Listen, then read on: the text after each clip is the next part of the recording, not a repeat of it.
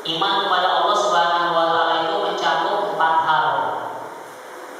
Yang pertama, engkau meyakini akan adanya Allah. Itu maksudnya Allah itu wujud. Ya, wujud itu kan artinya ada. Ya, engkau meyakini adanya Allah. Ya, engkau meyakini, bahasa orang Purwonya, eksistensi. Engkau meyakini eksistensi Allah. Ya, Allah itu eksis. Allah itu ada.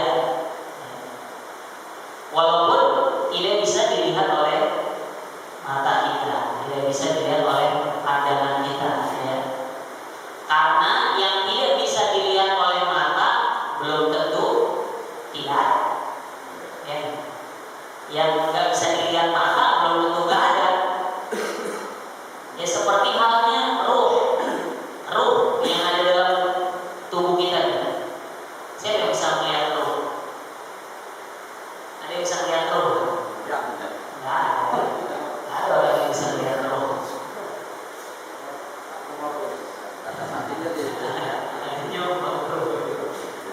Ada orang namanya ruh. Angin.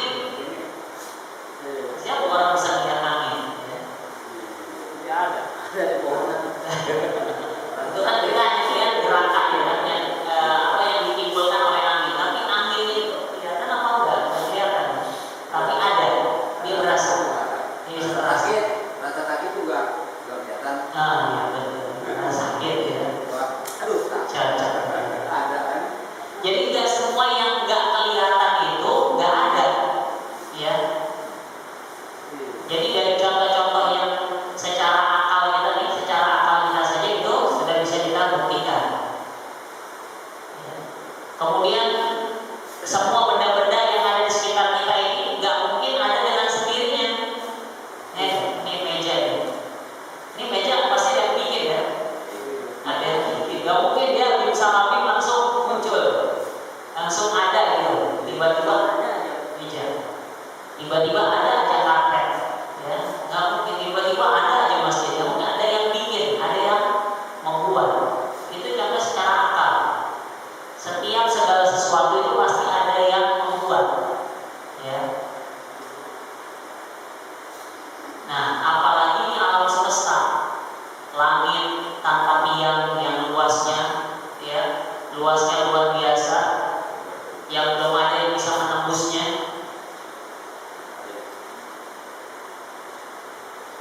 Kecuali Nabi kita ya, kecuali Nabi kita Muhammad Sallallahu Alaihi Wasallam, dengan izin Allah. Dengan izin Allah beliau bisa menembus 7 lapis langit kan. Isra Mi'raj ya kemarin kan, 27 langit. Ya, diperjalankan di malam hari dari Masjidil Haram ke Masjidil Aqsa, dari Masjidil Aqsa ke naik Mi'raj ke Sidratul Muntaha, menembus 7 lapis langit. Baru Nabi aja tuh. Baru Nabi aja. Dulu yang Nabi itu yang naik bulan, Neil Armstrong ya.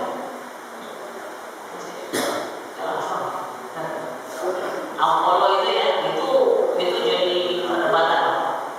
Itu perdebatan ya sekarang. Jadi perdebatan. Iya benar apa orang zaman dulu itu bisa nyampe ke sana? Jadi pertanyaan, videonya, zaman dulu kan bisa videoin di bulan ya. Zaman sekarang aja kan video secanggih-canggihnya video kan, ya seperti apa itu ya. Zaman dulu juga bisa canggih, bisa bikin film di bulan. Zaman yang waktu itu teknologi belum canggih banget, jadi masih dipertanyakan orang itu benar-benar tadi bisa tembus langit gitu kan, masih dipertanyakan. Ya.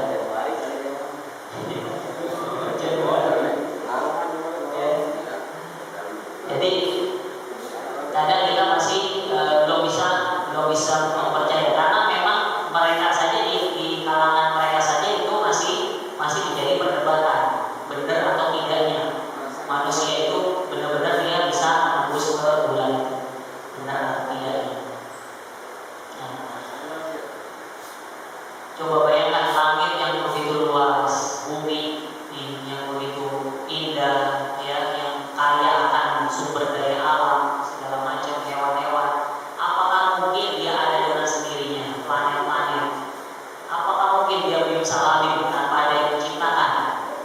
Sementara ini benda-benda sekitar kita saja kita yang bikin, manusia yang bikin. Apalagi ini planet yang luar biasa. Nah, itu.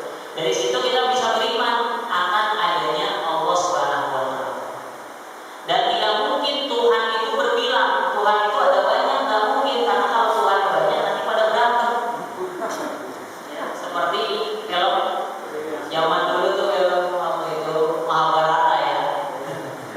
Ada Dewa Hanuman, ada Dewa Wisnu, ada Dewa Krishna, pada berantem ya.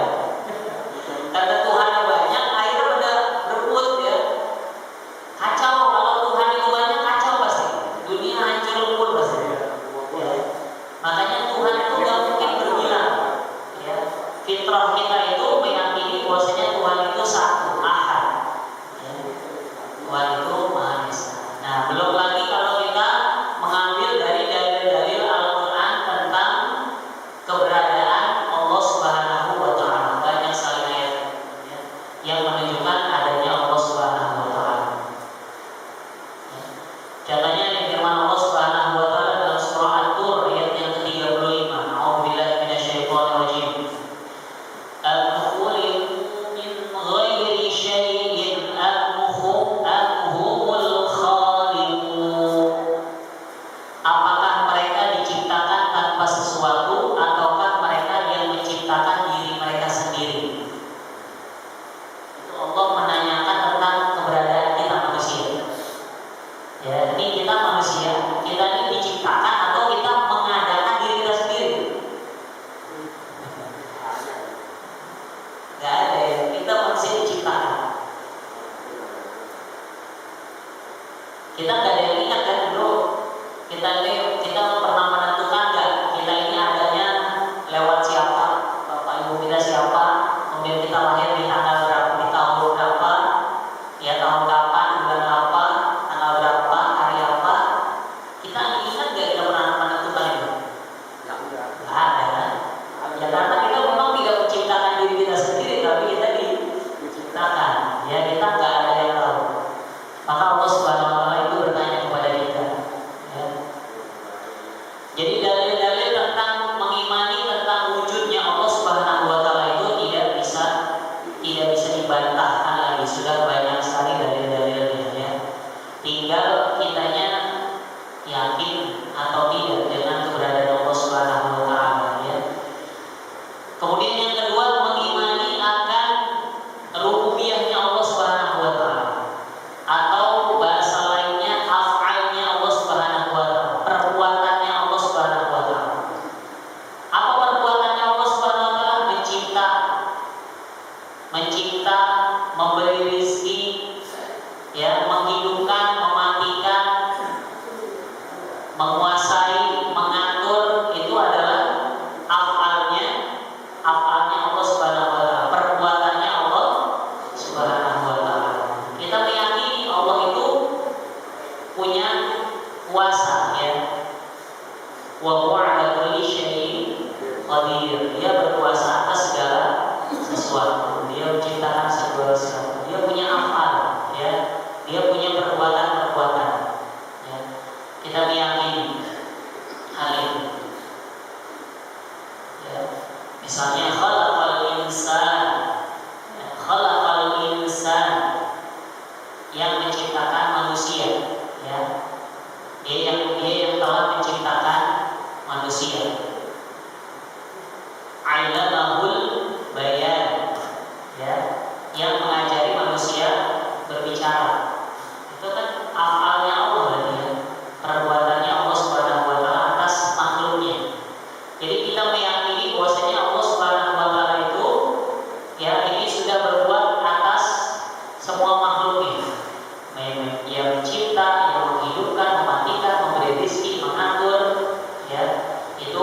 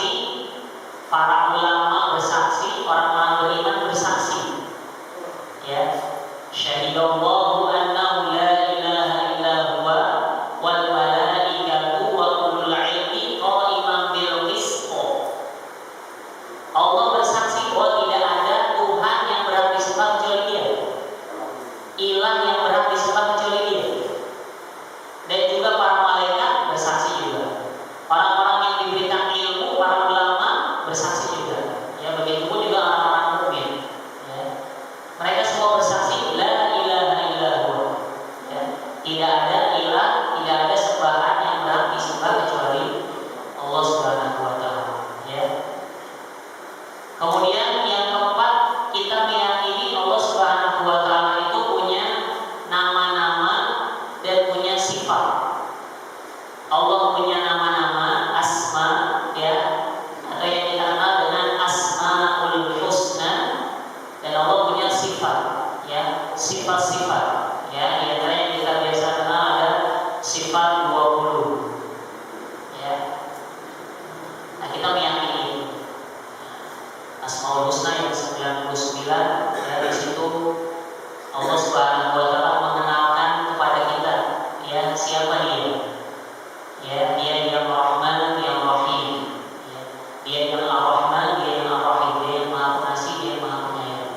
Dia yang Al-Malik, dia yang Maha Merajai, ya, Al-Qudus, dia yang Maha Suci, dan seterusnya, ya. Kemudian dia juga punya sifat-sifat, ya.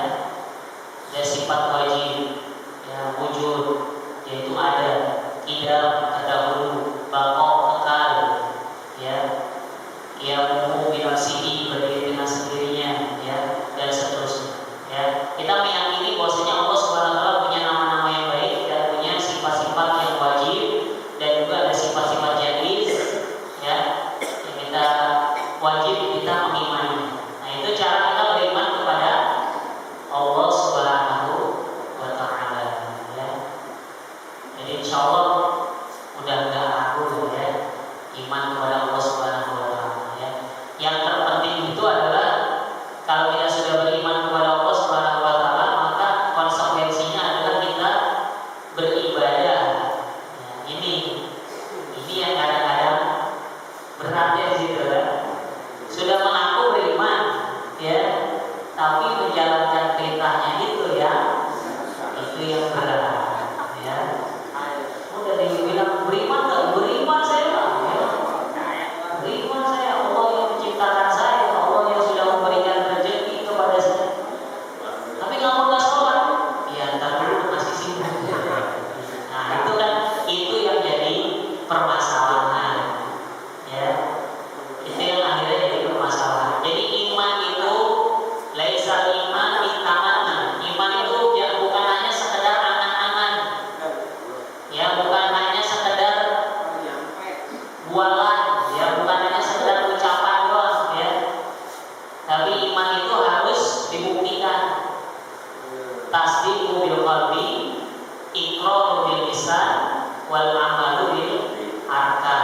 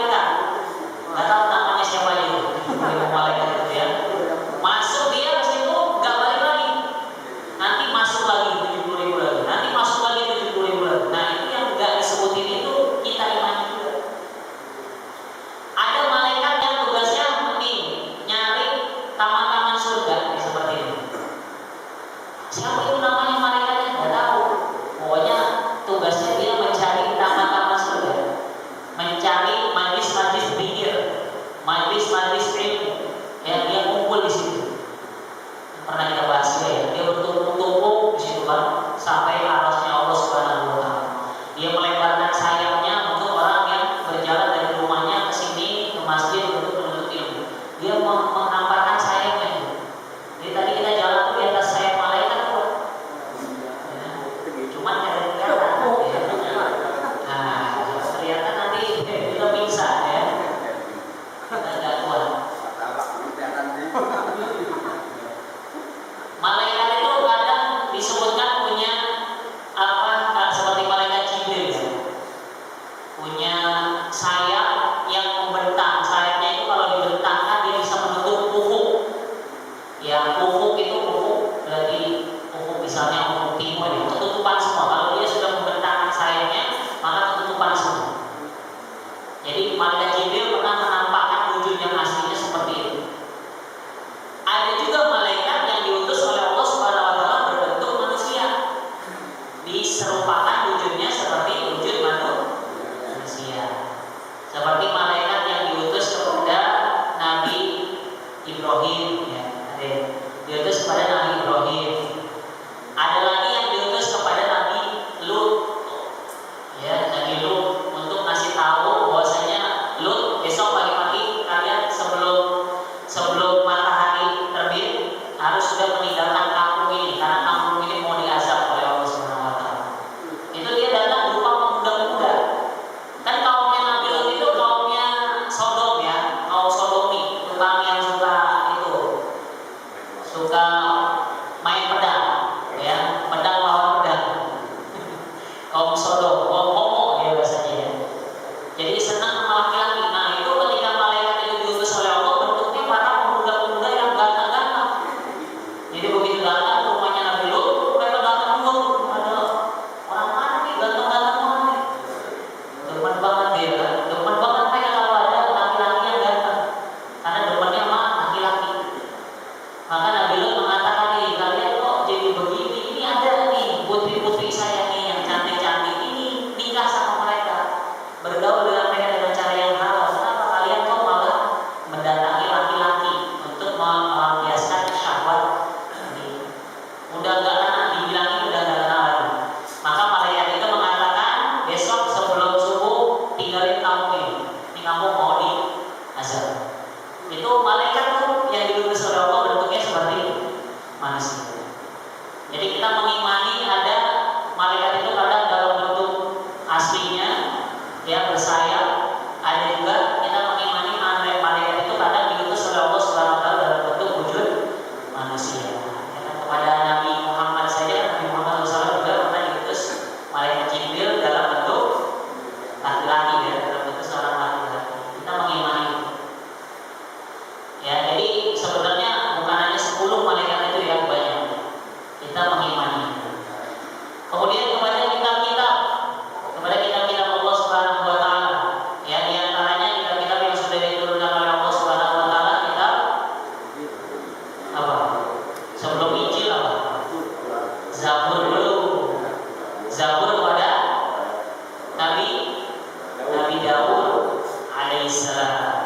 Ya, Zabur kepada Nabi Daud alaihissalam. Kemudian Taurat kepada Nabi Musa alaihissalam. Kemudian Injil kepada Nabi Isa alaihissalam. Kemudian Al-Quran ya kepada Nabi kita Muhammad sallallahu alaihi wasallam. Dan itu ya kitab ini yang sudah disempurnakan ya sampai hari kiamat. Udah kitab itu.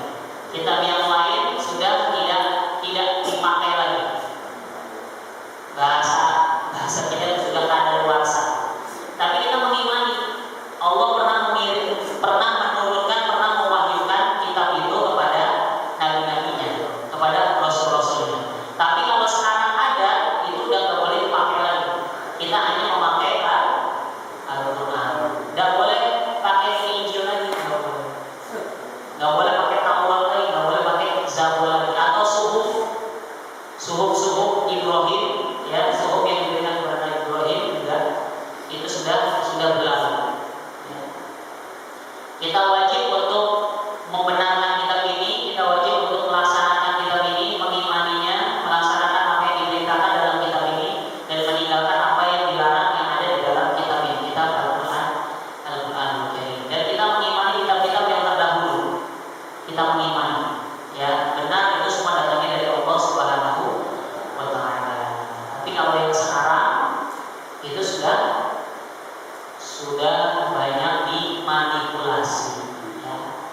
Seperti Injil sudah banyak dimanipulasi.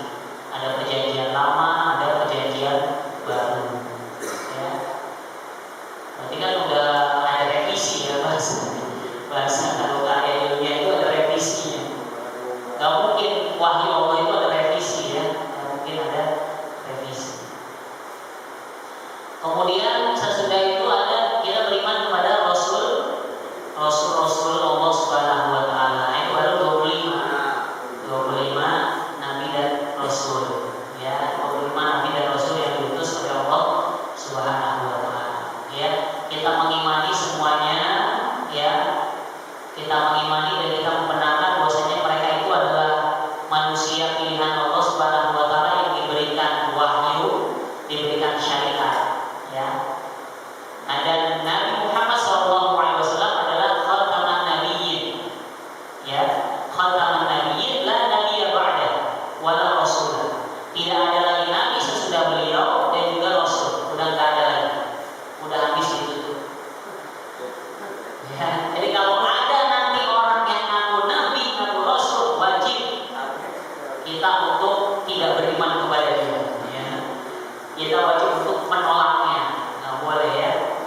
Biar kata, kalau kata almarhum itu biar kata sorbannya segede apa ya? Vespa. Biar kata jubahnya ya selebar-lebarnya, wajib kita tidak beriman kepada orang yang mengaku nabi dan rasul di akhir zaman ini, karena sudah tidak ada lagi nabi dan rasul. Adapun nanti Nabi Isa diutus lagi di akhir zaman, ya, Nabi Isa nanti diutus di akhir zaman, itu beliau tidak lagi menjadi nabi, ya. Beliau tidak lagi menjadi nabi dan rasul, ya. Beliau tidak lagi membawa syariat, ya. Tapi beliau nanti akan mengikuti syariatnya Nabi Muhammad SAW, ya. Beliau gak jadi rasul lagi, ya, rasul yang baru lagi. Nah, itu kita beriman kepada Nabi, kita membenarkannya, kita melaksanakan setiap perintahnya, kita meninggalkan larangannya, ya. Beriman kepada rasul-rasul yang diutus oleh Allah Subhanahu wa taala. Kemudian kita beriman kepada hari akhir. Kita beriman pada hari akhir bahwasanya nanti akan ada tahapan-tahapan, ya, akan ada fase-fase. Ya. Nanti setelah kita hidup di dunia ini akan ada alam barzakh. Ya. Alam barzakh. Kita akan dimasukkan ke dalam alam barzakh atau alam kubur. Sesudah alam kubur